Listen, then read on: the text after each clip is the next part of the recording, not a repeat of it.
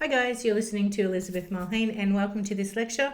In this lecture we're going to do a breath exercise and a movement exercise, and we're combining yoga and Tai Chi.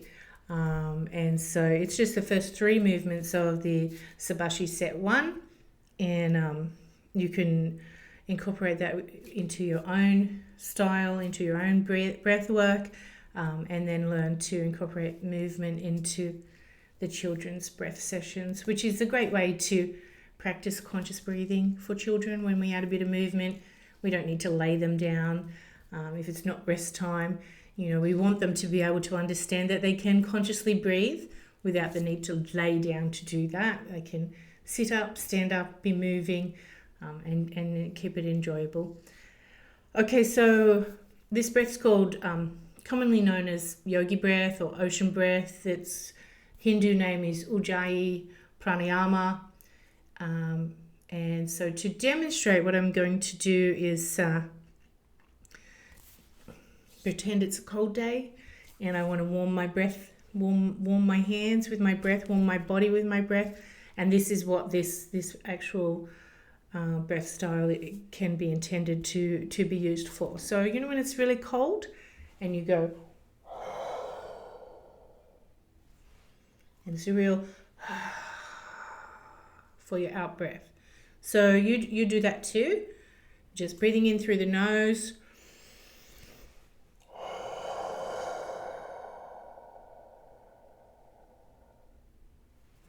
and breathing that out breath, then breathing back in again through the nose,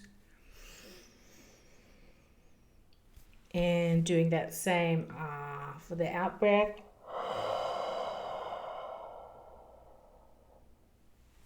And then we're going to breathe in again through the nose.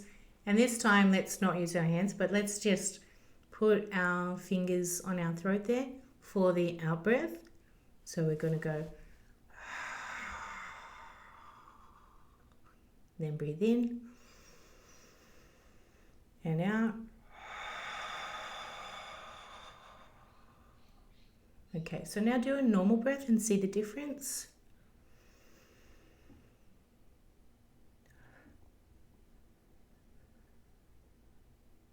And the ocean breath.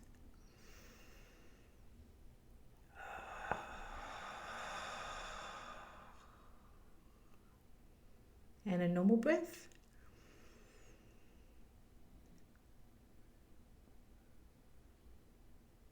And ocean breath.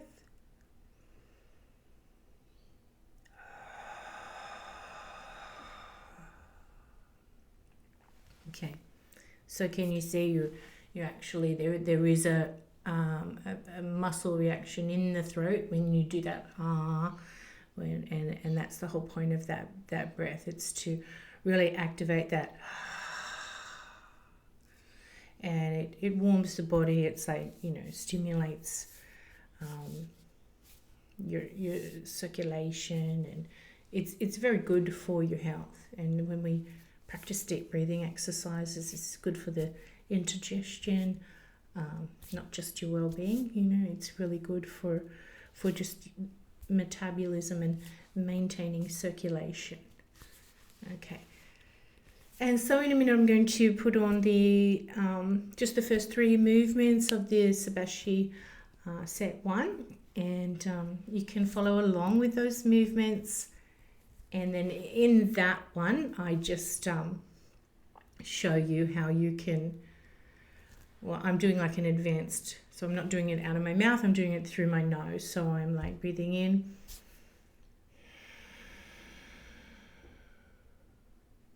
breathing in,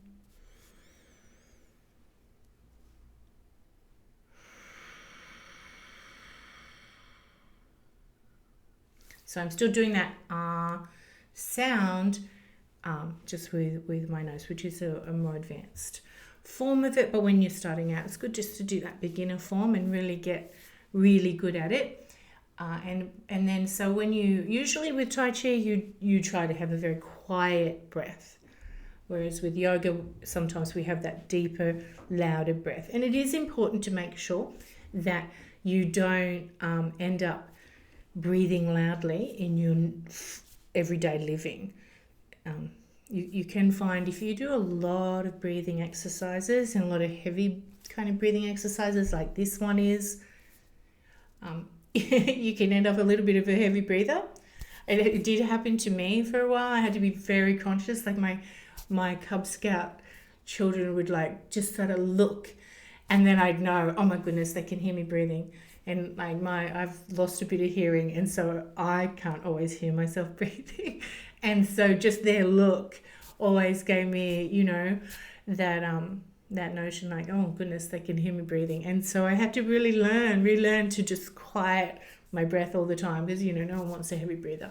So just really be conscious that you're not doing heavy breathing in just your everyday living.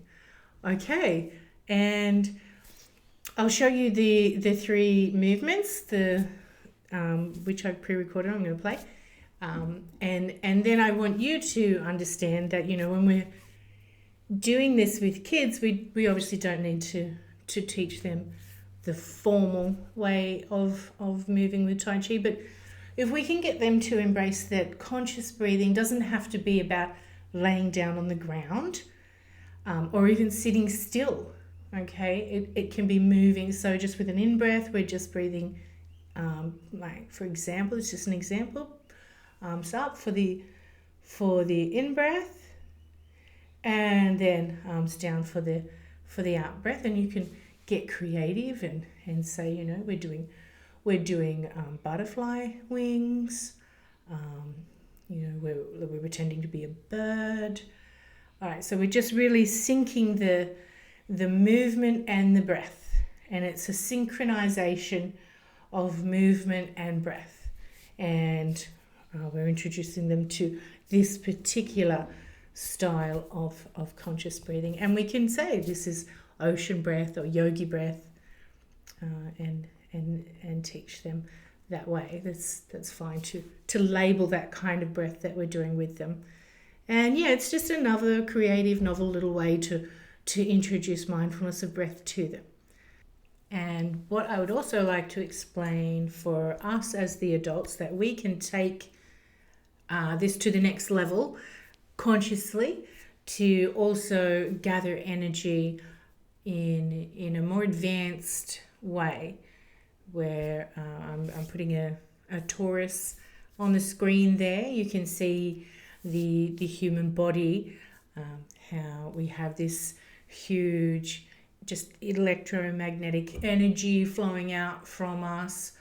Okay, so within our brain we have this little torus of energy going, with all the brain waves that come out, that's creating energy and a vibration, and that vibration comes out and creates a torus. And then within our heart, it's a much bigger space of energy or vortex of energy, because the heart is a big, strong, beating instrument. And so the torus that's coming from the heart is a lot stronger than the little tiny brain waves. You could put your hand on your head and you'll never feel your brain waves, because they're just so faint. We need special equipment to really hear those brain waves. But you can put your hand on your heart and you can feel that beat. Okay, and we can just easily hear our heart as well. Even when you're laying down in certain positions, you can hear your heart. If you put yourself underwater in certain meditations, you can hear your pulse, which is your based on your heartbeat, and so it's just another way to demonstrate that there's so much energy coming from the heart. And when we're doing our Tai Chi, it's common knowledge that we're drawing energy just from outside of us, inside of us. But when we can also focus on the torus, we can draw that energy. We can be shaping that energy to really be flowing back into us. So when you're doing your movements, I want you to actually also visualize that there is that torus there. Keep that as a visual representation. Hold that in your mind, like a mental phenomena. And with your in breath, you're coming up. You're imagining, okay, that torus there, and imagine it even bigger than the picture. It really is quite a large body of energy around you, and you're learning to move within that energy. So you're also gathering that outside energy. You can imagine you're getting that just from the photons of light. All right, we really are swimming in this soup of energy from all the light and all the atoms. Like if we think of space on a quantum level, we know that it's just alive with all these little particles of energy, and we can be one with that energy and harness that energy to get that chi power or that prana. All right, so we're using our breath, and we're using our imagination, and we're using our scientific knowledge, all right, to really understand just how much energy we can harness with each movement when we're syncing breath and movement and mind. Everything's just sinking in, and that synchronization creates a really powerful energy flow that we can bring into us and take that power into us. Okay, and just make sure you do get up and learn these movements. So each 3 that I introduce, you already know those previous 3, so you can learn the next 3, so you can easily learn the set. Okay, hope you enjoy the next part.